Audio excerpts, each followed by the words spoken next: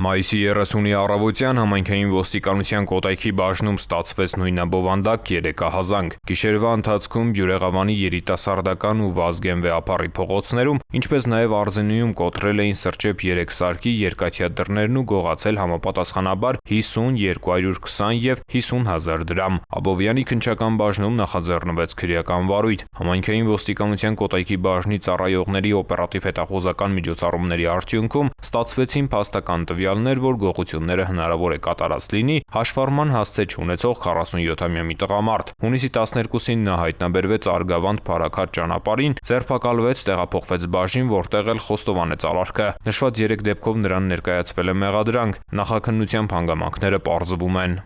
Ծանուցում ենթադրյալ հանցանքի մեջ կասկածվողը կամ մեղադրվողը համարվում է անմեղ, քանի դեռ նրա մեղավորությունը ապացուցված չէ Հայաստանի Հանրապետության քրեական դատավարության օրենսգրքով սահմանված կարգով, դատարանի օրինական ուժի մեջ մտած դատավճռով։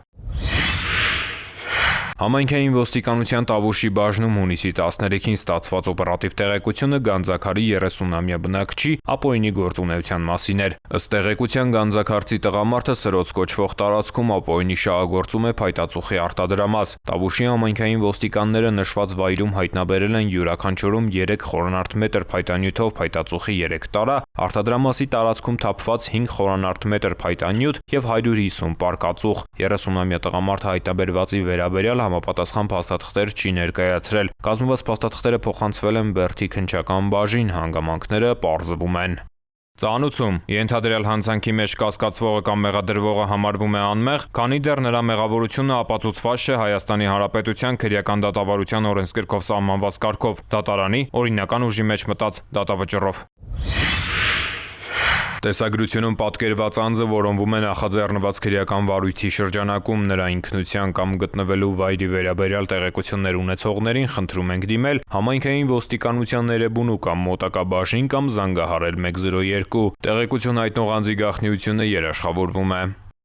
Ծանուցում ենթադրյալ հանցանքի մեջ կասկածվողը կամ մեղադրվողը համարվում է անմեղ, քանի դեռ նրա մեղավորությունը ապացուցված չէ Հայաստանի Հանրապետության քրեական դատավարության օրենսգրքով սահմանված կարգով, դատարանի օրինական ուժի մեջ մտած դատավճռով։ Կառավարությունն իրազեկում է։ Հարգելի քաղաքացիներ, հունիսի 1-ից սեպտեմբերի 30-ը հանրապետության տարածքում համարվում է հրդեհավտանգ ժամանակաշրջան։ Կարևոր է այդ ընթացքում հատուկ ուշադրություն դարձնել հրդեհների կանխարգելմանը և բնակչության շրջանում բացատրական աշխատանքներին։ Անտառային և բուսածածկ տարածքներում հրդեհներից խուսափելու համար արգելվում է չնախատեսված տեղերում վառել խարույկ, նետել այրվող լուծկի, չմարվող ծխախոտի մնացորդ, վառելիքով լիցքավորված ավտոմեքենաների շրջակայքում ծխել և օգտվել բաց կրակից, այրել չոր խոտ կամ խոզան, արևով լուսավորվող բացատներում թողնել շշեր, ապակու կտորներ, քանի որ դրանք կարող են ֆոկուսացնել ճառագայթները, վերածվելով հրկիզող ոսպնյակների։ Հարգելի քաղաքացիներ, հրդեհի փոքր օջախի հայտնաբերման դեպքում փորձեք հանգցնել այն, օգտագործելով կրակմարիչներ, բահեր կամ ծառերի ճյուղերի կապուկ, թացաքուստ, ամուր կտոր։ Պետք է համոզվել, որ կրակը մարվել է և կրկին բորբոքման սպառնալիք չկա։ Պահպանելով հրդեհային անվտանգության կանոնները դուք կօգնեք հրշեջներին, գիտակցելով, որ չնայած նրանց 24-ժամյա անձնվիրաբար ծառայությանը,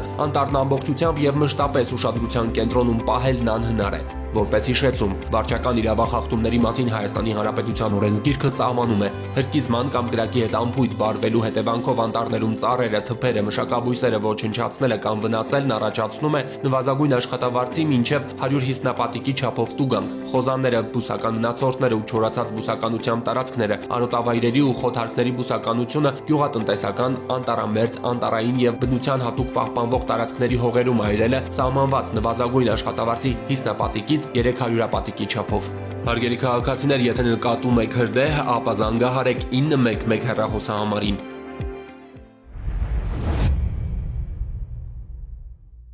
Հարգելի քաղաքացիներ, բջջային էլեկտրոնային ստորագրությունը կարող եք ակտիվացնել էլեկտրոնային կրիչ ունեցող և առանց կրիչի նույնականացման քարտերով։ Ձեր նույնականացման քարտի PIN և PUK կոդերը եզակի են և կորցնելու դեպքում վերականգնել հնարավոր չէ։ Սակայն եթե կորցրել եք դրանք, քարտը վերաթողարկելու կարիք չկա։ Նույնականացման քարտով կարող եք մոտենալ բջջային օպերատորի գրասենյակ և հեշտությամբ ակտիվացնել էլեկտրոնային ստորագրությունը։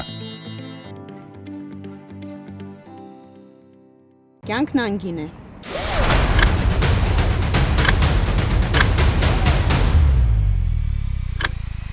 Ամրագոտին կյանքեր է փրկում։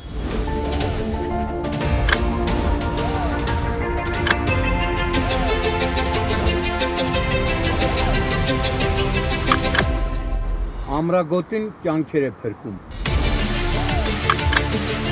Ամրագապրիլ։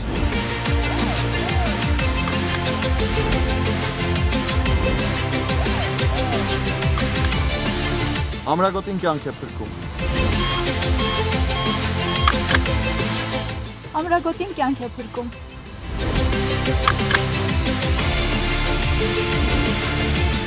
Ամրագոտին կյանք է փրկում։ Ամրագոտին Կյանք է փրկում։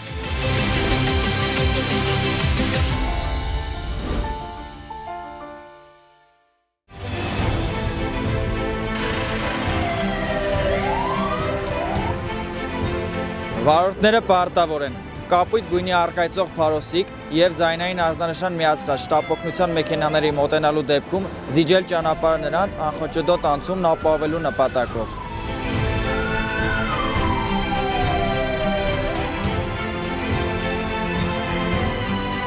Ճանապարհը չզիջելը առաջացնում է տուգանքի նշանակում նվազագույն աշխատավարձի 20 ապատիկի չափով 20,000 դրամ։ Իսկ զիջելու ընթացքում որևէ իրավախախտում կատարելը այլ հնարավորության բացակայության պայմաններում վարչական պատասխանատվություն չի նախատեսում։ Զիջիր ճանապարհը, րոպեն կարող է կյանք արժենալ։ Հարգելի քաղաքացիներ, Road Police.am համակարգում էլեկտրոնային ծանուցումը ակտիվացնելու դեպքում տեսալուսանկարահանող սարքերով արձանագրված տուգանքի գումարը կարող եք վճարել 20%-ով պակաս։ Կարևոր է իմանալ, որ 20% բոնուսային բաղադրիչի կիրառման էլեկտրոնային ծանուցման եղանակը չի փոխարինում SMS ծանուցմանը։ Տեսալուսանկարահանող սարքերով արձանագրված խախտումներով, եթե օրինակ պետք է նշանակվեր 10,000 դրամ տուգանք, ապա ծանուցումն էլեկտրոնային եղանակով ստանալու դեպքում կկիրառվի բոնուսային նվազեցում եւ տուգանքի չափը կկազմի 8,000 դրամ։ Օգտվեք թվային լուծումներից եւ վճարեք 20%-ով պակաս։